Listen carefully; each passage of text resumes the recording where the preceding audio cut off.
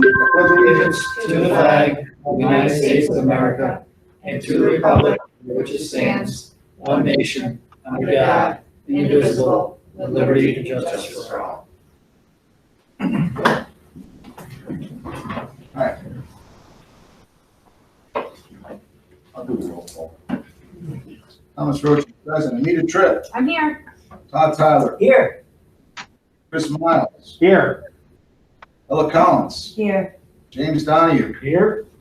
He's not here, I don't think. Dan Shields is present remotely, I believe. Is he? There. Dan, can you unmute for attendance purposes and just say here? All right, so we're I'm gonna just leave. gonna keep matching. Joe Carroll had notified the board that he could not make this evening due to personal circumstances. And Christina, is Christina on? Christina, if you're on, can you unmute, please?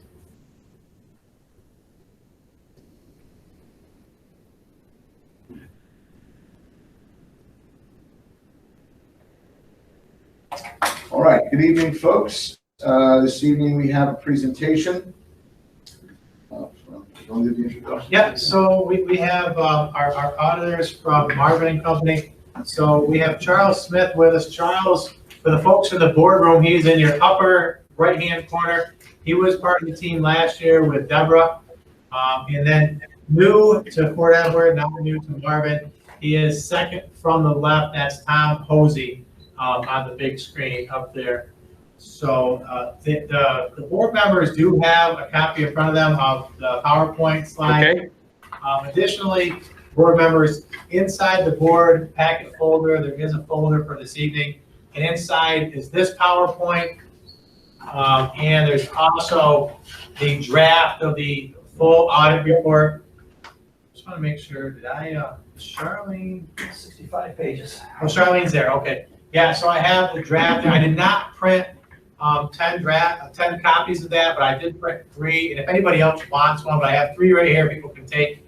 But there will be an updated draft coming. I think that's correct, Tom, and you can correct me if I'm wrong. There'll be an updated draft that you folks will see and have some time to digest before we get to our next board meeting. And we're asking you to approve the audit report. So we are not asking you to do so tonight. That was initially on our agenda, but you've got to have a little bit more time than you initially been given to do so. So that being said, we want to turn it over to Tom and Charles to do the presentation. I know that you asked me to share the presentation as well on my screen if I can, and I'm going to try to do that, although I'm struggling a little bit with my laptop tonight, which is how it goes sometimes.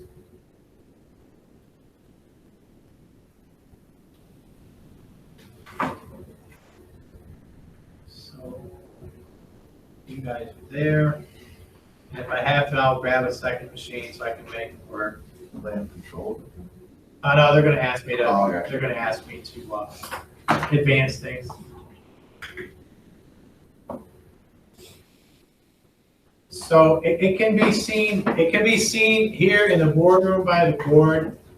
Are you able to see it out there, Tom and Charles? I can see it down in the screen. So I'll start, and I think I'll keep an eye on it, and I'll just let you know when you can advance it to the next, if that's okay. Sounds great. All right. So good evening, everyone. Again, my name is Tom Hosey. I'm a principal with Marvin. Charles is a senior with the firm, and basically had the brunt of the audit work performed was by him. And mine was more of the review and supervisory function. So what I want to do is we've put together a slide deck to try to condense what we call communication to those charged with governments, the audited financial statements, and any findings that we have into one central document to make it easier to present. I'll go through that, highlight the specific items. Feel free to ask me questions as I go through, and then at the end, I'll open it up to any additional questions that you might have.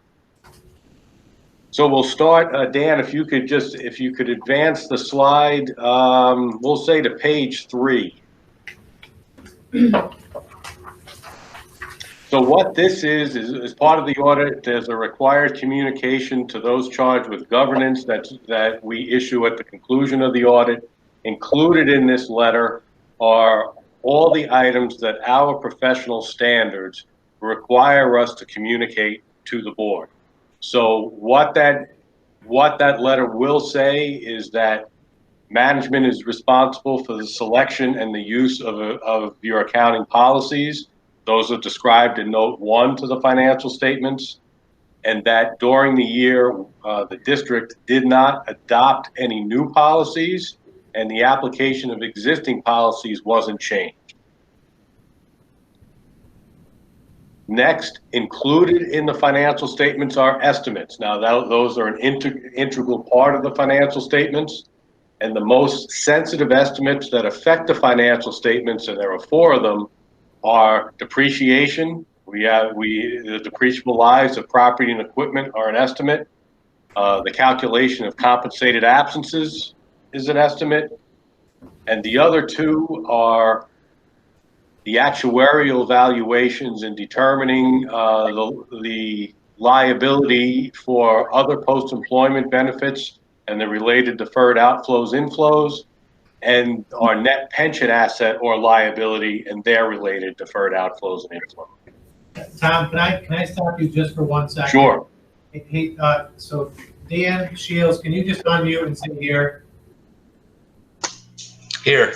Thank you, sir. Sorry, Tom, appreciate it.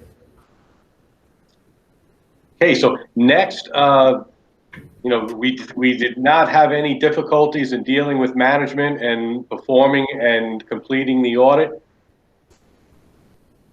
You have your flip to the next slide. Now, as part of the audit, we do come up with adjustments. We are required to communicate any misstatements that we find, other than those that are clearly trivial, and communicate them to you. Any adjustments that we have found or any material adjustments that we have found, management has corrected. So we don't, at this point, we have no past adjustments or what would be called unrecorded adjustments. And management feels that there's no uncorrected misstatement, which is both material, either individually or in the aggregate, to the financial statements taken as a whole. We did not have any disagreements with management during the course of the audit. After the audit is approved, like I said, there will be a revised draft. You'll have a chance to look at that, and from that, you'll make the decision to approve. And then once we know that, there is a representation letter that management will be required to sign. Once we get that back, we're permitted to release the final reports. And those are the key elements that are going to be on that required communication letter. So we can advance the slide to page 5, and we'll discuss the audit report. You can still hear me? Yes, Yep, fine. we can, yeah. So, Sorry. just a few things on the audit report. So what it basically says is we've performed an audit of the financial statements and the related notes, that it's actually management's responsibility for the preparation and the fair presentation in the financial statements, as well as designing and implementing internal control. Our responsibility is to express an opinion on those financial statements, conduct the audit in accordance with government auditing standards, perform our procedures to obtain evidence that support the fairness and reasonableness of both the numbers and the disclosures. We consider your internal control not for the purpose of expressing an opinion on internal control, but to determine the nature and timing of the tests that we're going to perform, and then to evaluate your accounting policies. We did issue an unmodified opinion. So what that means in layman's terms is, based upon the results of our audit, we have no reservations about the fairness of the numbers that follow in the financial statements. This year, there is a new paragraph in the audit report, and it is accompanied by a new financial statement disclosure. We'll talk about that in a little bit more detail coming up. It's an emphasis of matter about the going concern of the district. So because we're experiencing declining enrollment and financial strain, and we're operating under a contingency budget, we're in what's called a going concern type situation. And as a result of that, we may have to draw upon our financial reserves or make additional spending cuts in order for the district to continue at least 1 year from the date of our audit report. And we know as of right now that there is a formal merger study in place between us and South Glens Falls Central School District. So we emphasize that in our audit report. We reference it to where some more specific details are disclosed, but this does not modify our opinion on the financial statements. It's still an unmodified opinion. And lastly, included in the financial statements are required supplementary information and other supplemental schedules. And there are paragraphs in the report that describe those. The required supplementary information, we do not express an opinion on that. However, on the supplemental schedules, we do express an opinion on those schedules in relation to the financial statements taken as a whole, and we have no reservations about those schedules either. Questions or concerns? Not yet, Tom. Okay, we can flip to page 6. So because we're a governmental entity, we are required to perform the audit in accordance with government auditing standards. There is a separate report in accordance with government auditing standards that describes internal control over financial reporting. Again, we're not expressing an opinion on the effectiveness of the district's internal control. We do look to see, are there any deficiencies in internal control, whether there be significant deficiencies or material weaknesses. Based upon our audit, we did not identify any deficiencies in internal control that we consider to be a material weakness. If we flip forward to page 7, we did have one compliance or other matter finding. I believe this has been in your reports in the past, so it's not new, that we are not in compliance with the New York State real property tax law, in that our unassigned fund balance exceeds 4% of next year's budget.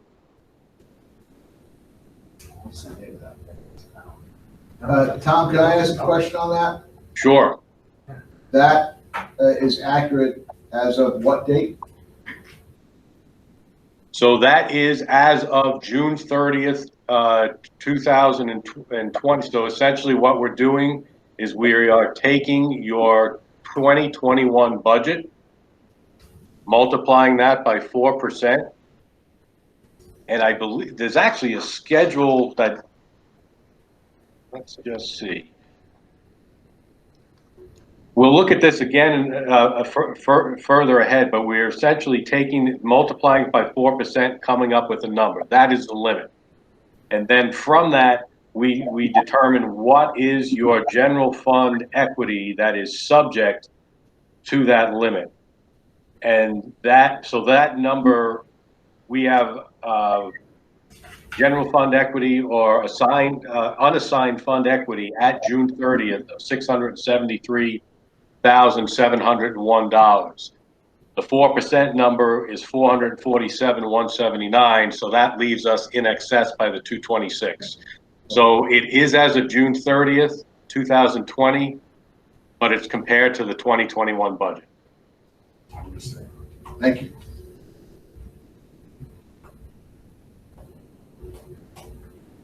Okay, if we flip forward to page 8, so page 8, 9, and 10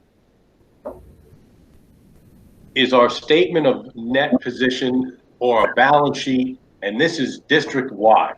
Okay, so and there are some significant differences between this statement and the fund financial statements, which we'll talk about a little further ahead.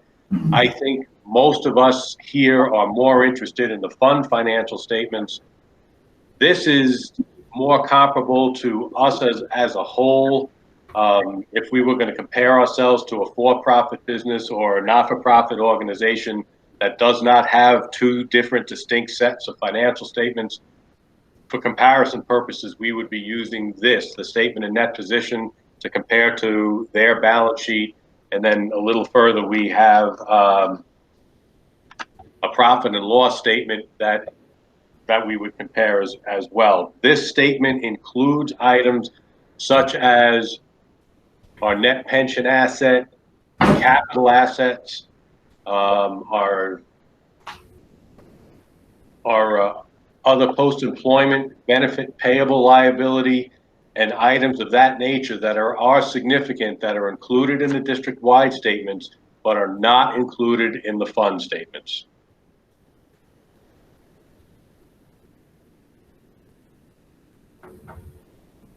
So I'll look at page 10 just for the moment. Here is our net position. As you can see, it's negative at the end of the year by almost $5 million.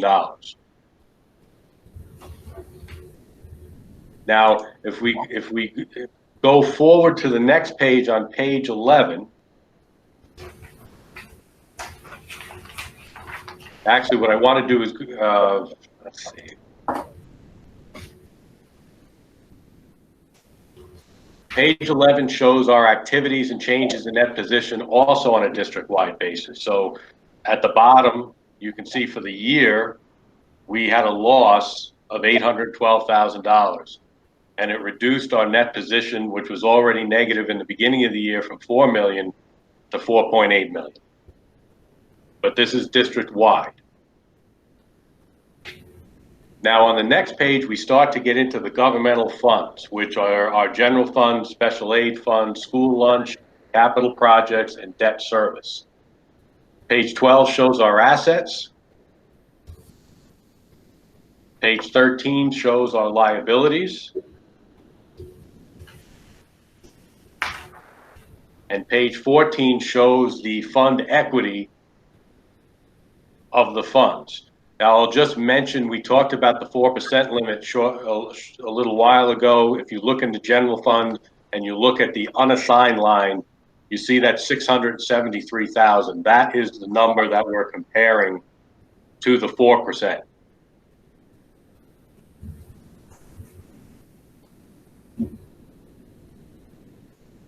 If I turn to page 15, it's a reconciliation of the items between the statement of net position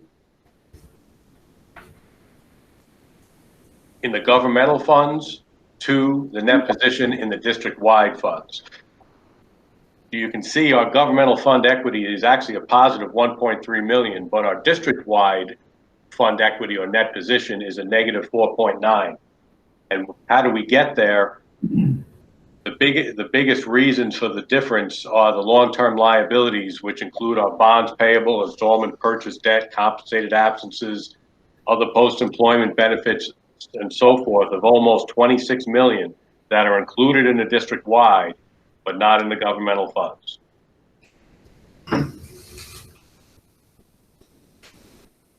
Sorry. Page 16 shows our governmental funds revenues by fund. 17 shows our expenditures. And it shows our excess or deficiency of revenues over under expenditures by fund for a total loss of 1.5 million. We continue on to the next page, which discloses our other financing sources and uses. And because of those other financing sources, principally proceeds from long-term debt, we had an excess of revenues over expenditures and other financing sources and uses for the year. So I wanted to point that out because from a regular operational basis, we actually, on the preceding page, we actually had a loss, if you will, of 1.5 million. But because of other financing sources, principally our proceeds from long-term debt, it was a positive number. We had overall in the fund financial statements just under 3 million. So, which changed our fund equity in the beginning of the year, which was negative, to a positive fund equity at the end of the year. which would Overall. which would be the difference between those two numbers? I'm sorry?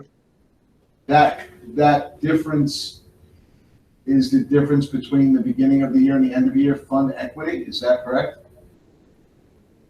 So your difference so the third line from the bottom that says excess deficiencies of revenue over expenditures and other financing sources uses, and if you're looking all the way to the total column on the right, you see a positive 2.871 million. Mm-hmm. So that's our increase in fund equity for the year. We add that to our beginning fund equity, which is a negative 1.5. Plus 1.3. Okay, and as a result, our ending fund equity is a positive 1.3. Didn't look right off the top of my head. Did I answer your question? Yes, it looked odd to me. The math looked odd to me until I actually looked at it, so it's good. Perfect, thank you. Okay.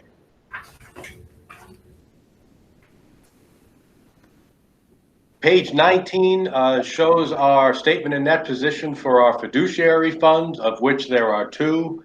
Our agency funds, which include our extra classroom activity funds, and our private purpose trusts. Page 20 shows in the private purpose trust just shows that there's minimal financial activity during the year. Shows the additions and deductions or our revenues and expenses, for lack of a better term, during fiscal year 2020.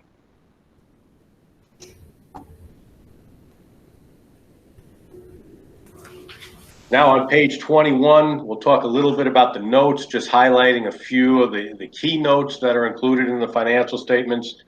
So our restricted fund equity, which is note 1M, and that's made up in the general fund of employee benefits, accrued liabilities reserve, debt reserve, insurance reserve, unemployment insurance reserve, and workers' comp reserve, for a total restricted fund equity in the general fund of just under 611,000. In the capital projects fund, there's 86,000, and in the debt service fund, there's 12,000 for total restricted fund equity of just under 710. These numbers are also will show up in the fund financial statements that we just looked at.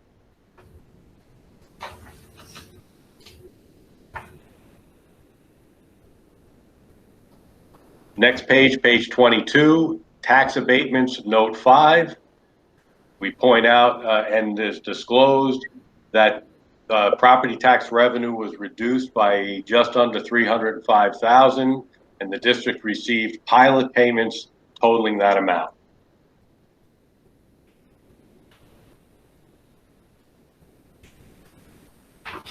Next page. This is a new note this year. It's a contingency disclosure because of the pandemic. What we disclose is that, so the pandemic essentially was declared during our fiscal year in March of 2020. So what's going on now essentially is what we call a contingency. Our operations are dependent on real property taxes and state aid.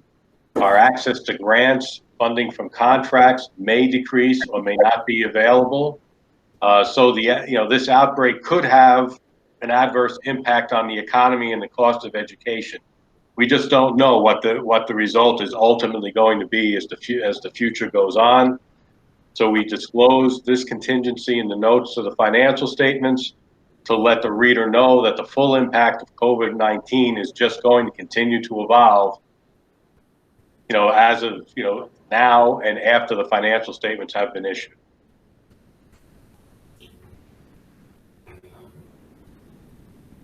And the next page, again, going concern, we talked about this earlier as an emphasis of matter paragraph in the auditor's report. It does refer to this note in the financial statements.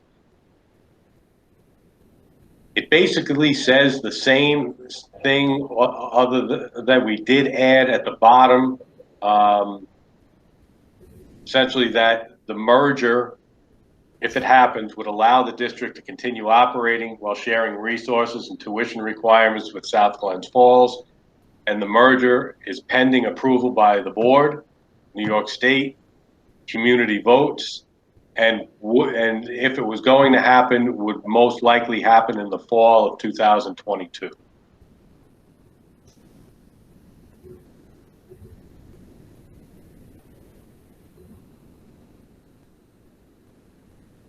Now, next page, pages 25, essentially through page 29, is the required supplemental information. Okay, so pages 25 and pages 26 show a comparison between the actual revenues compared to the final budget. And as you can see, we had a favorable variance in that we budgeted revenues to be about 11.5 million during the year. We actually had revenues of just under 13 million. So that's a favorable variance of almost 1.5 million. On the next page is the expenditures. Again, the final budget compared to actual with encumbrances included. And similarly,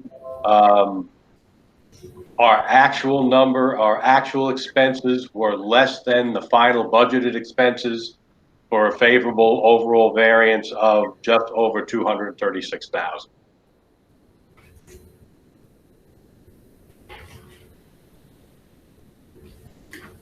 I won't spend a lot of time on page 27. Essentially, it just reconciles our OPEB liability from the beginning of the year to the end of the year and shows the components of that reconciliation based upon an actuarial evaluation. Page 28 includes required disclosures of our TRS pension plan. And 29 shows the same information, but for the ERS pension plan. Now on page 30, this is a little bit more we talked about earlier again with the 4% limit. We did have the finding that you were in excess of that 4% limit. This is a detailed calculation of how we arrive at those amounts and come up with an actual percentage of 6%. With the maximum allowed is supposed to be 4, we're slightly over.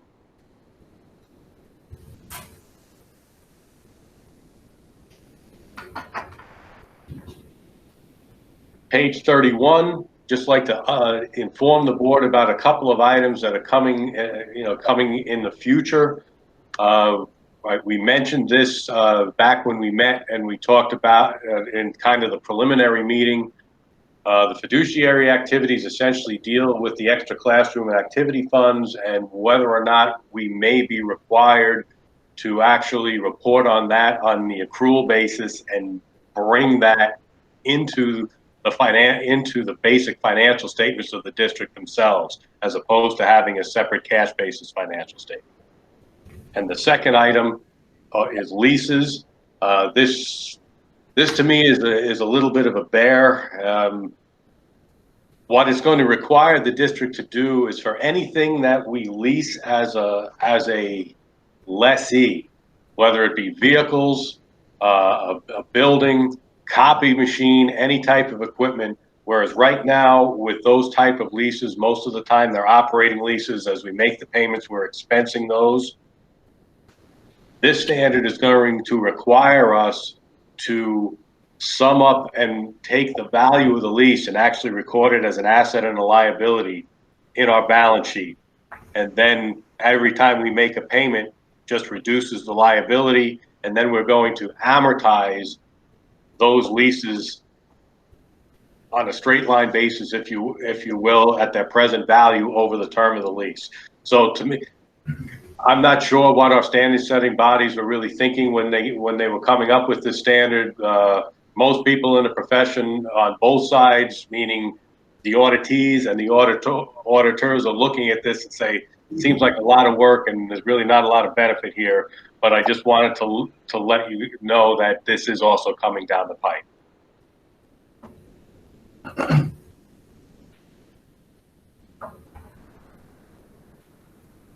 Next page, the extra classroom activity fund. As I mentioned, for this year, as we always do, there's a separate audit report on ECAF. Same management responsibility, same auditor responsibilities as we discussed previously for the district financial statements. For the extra classroom activity, we did issue an unmodified opinion. Again, what that means is based upon the results of our audit, we have no reservations about the fairness of the numbers that will follow in that financial statement, and that the basis of accounting for ECAF is the cash basis. And on page 33, we just show a synopsis.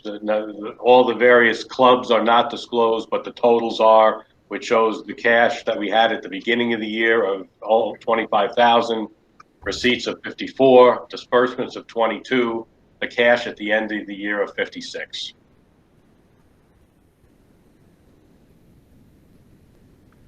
That was my presentation. I know I went through that quickly, and this information is dry.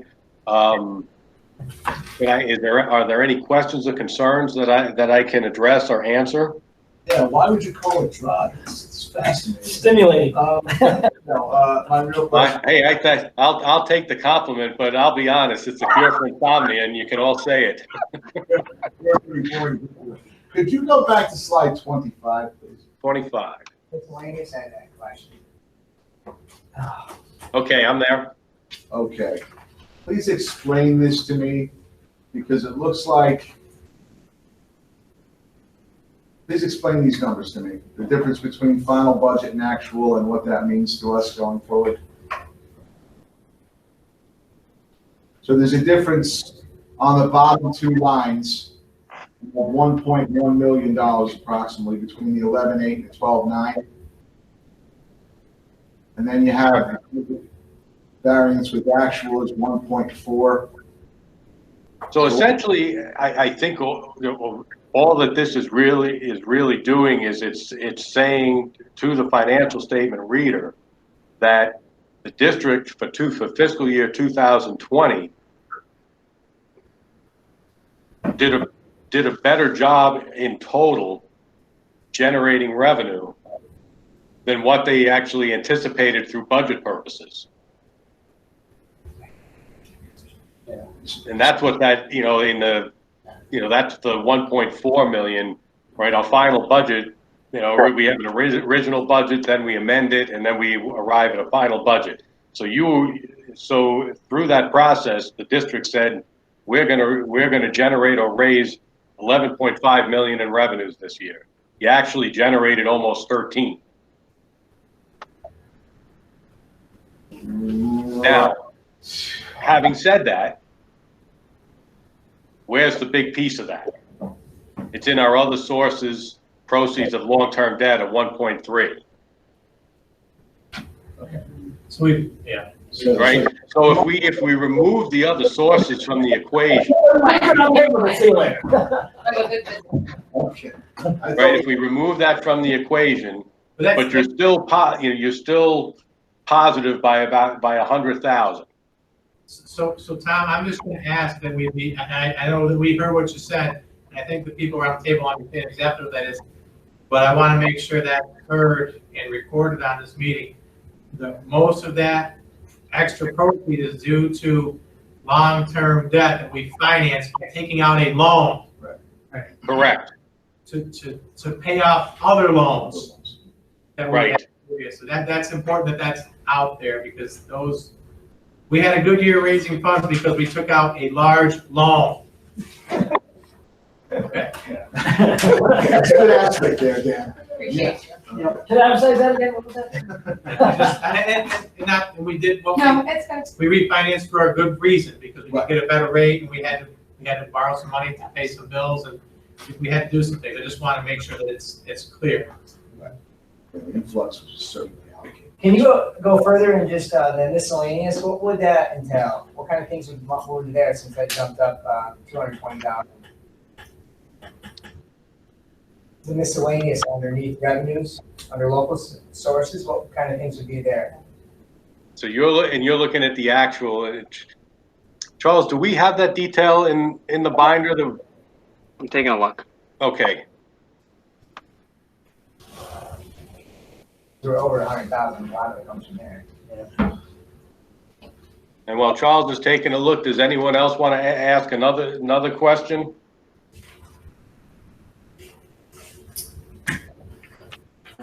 So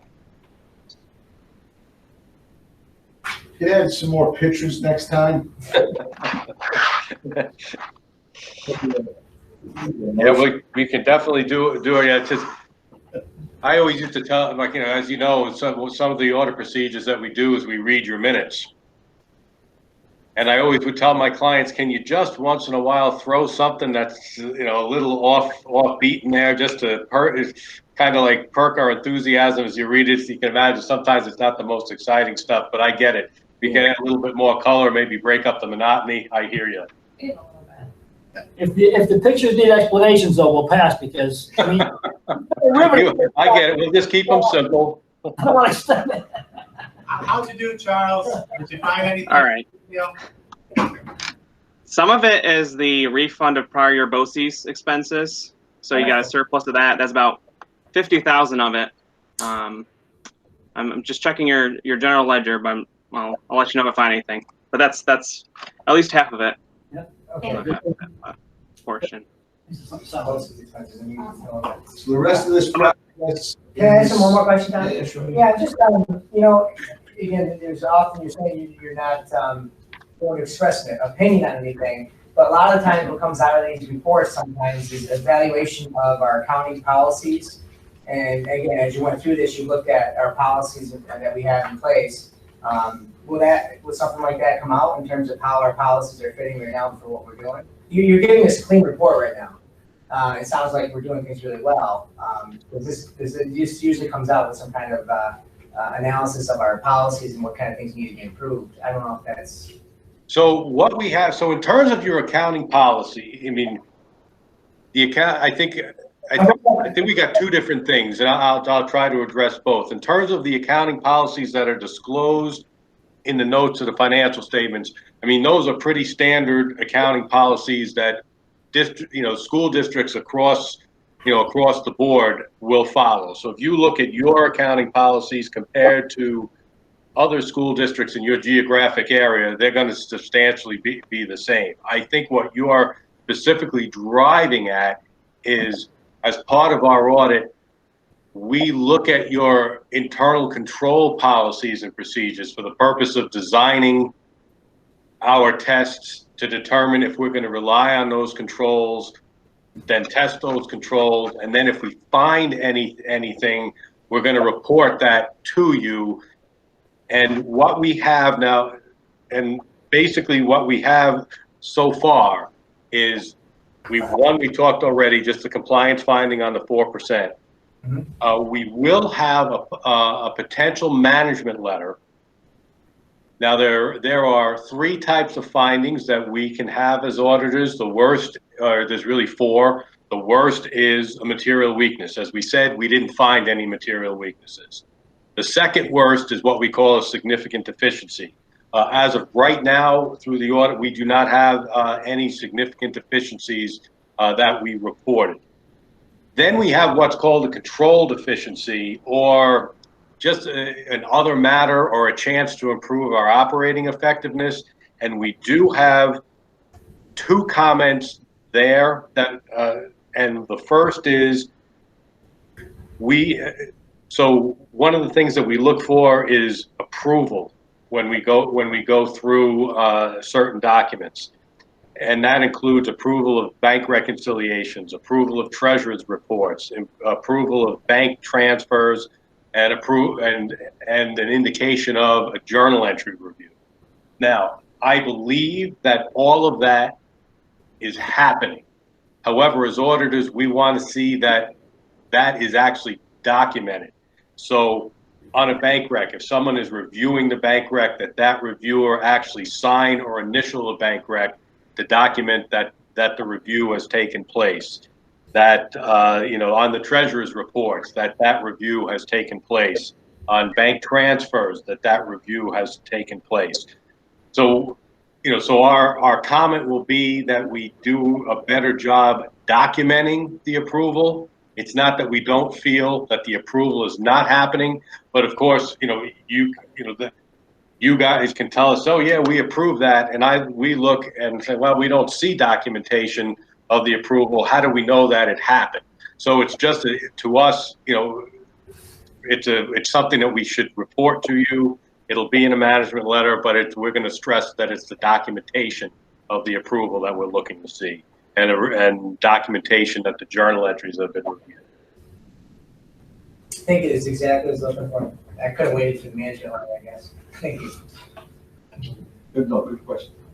So in terms of the rest of the process, and looking through the draft report, there's just one highlighted page I see that needs some input regarding in-person teaching during COVID. Yeah, it's 25 to 75. I sent it to Charles, and I think I sent it to Charles, but not till 4 o'clock or so today. So we're going to read this 65-page report. Be prepared for any quizzes next time we meet, and then we're going to, I guess, go to the report at our next board meeting. Is that the progression? So that would be, other than the one that is in the board folder currently, there's going to be an updated draft. Okay. Based on some conversations. And Tom, you can correct me if I'm wrong or affirm me if I'm right. Based on some conversations that were had with Charlene today, and then a conversation with me, there'll be an updated draft. That updated draft will go into the board's folder for the November meeting. So you'll have that. So you can start on this draft, but there'll be an updated draft. And when you update the draft, Tom, do you call out the differences by highlighting them somehow, or is there a way for the board to see the differences in an expeditious fashion, or is that not the case? Yeah, we'll try. I guess to the draft, we'll see what the best way to do that is. Whether or not we highlight any changes, or we'll upload the revised draft to the portal, and when we shoot an email off to you and Darlene to let you know that it's there, maybe we'll include a summary of the changes in the email. So we'll do it one or two ways, whichever way we think is most feasible and easiest for the board to follow. That's helpful. Thank you. Any more questions, folks? All right, well, I'd like to thank you guys, Tom and Charles, for the presentation the time you guys put into this. And we look forward to seeing the final report. Okay, again, thank you very much. Charles and I appreciate your time. We appreciate the district as a client. So we're going to push because we want to make sure that Charles and I both agree we'd like to get this done. We've talked about it. So I know your board meeting coming up is November 9th, I think, Dan, you had said? Yeah, I believe that is correct. And so, we want to get that revised. So essentially the process is, I think we have 5 items that were pending, that we've been going over, both with Dan and Charlene, that potentially could change what we've talked about here. Then, I'll complete my review. Then it goes through another level of review. We have an internal quality control process, or QC. So it'll go through that. The QC person will get back to me to make sure that I considered everything. And then once we have that, we issue you the revised draft. You look at it. Once you approve it, you let us know. We get you the representation letter. That gets signed. It comes back to us, and then we go final. Perfect. Awesome. Then we upload it to the New York State portal so that they can have it. Right. They can cease sending Charlie and I emails about it. Dan Shields, I know you're out there. Do you have any questions before we adjourn? We're going to make action. No, I'm all set. Thank you. Okay, we'll get one table for the November meeting. And I didn't have on there executive session, but I do need the board for a matter that has to do with potential contract negotiations. And I hope to be brief, and we should not be taking any action tonight about anything we discuss in executive session. So I need a motion to table action item A.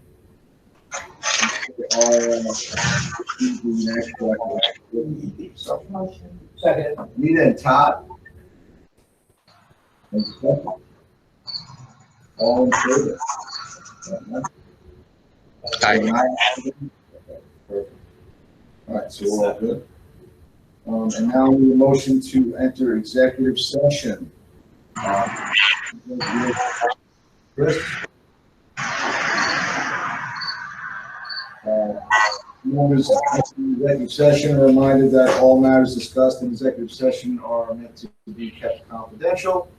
All in favor? Aye. Yeah, Aye. we'll send you an email. Can we just? We'll call. You know, we'll call you, Dan. How's that? Okay. Okay, perfect. Thank you.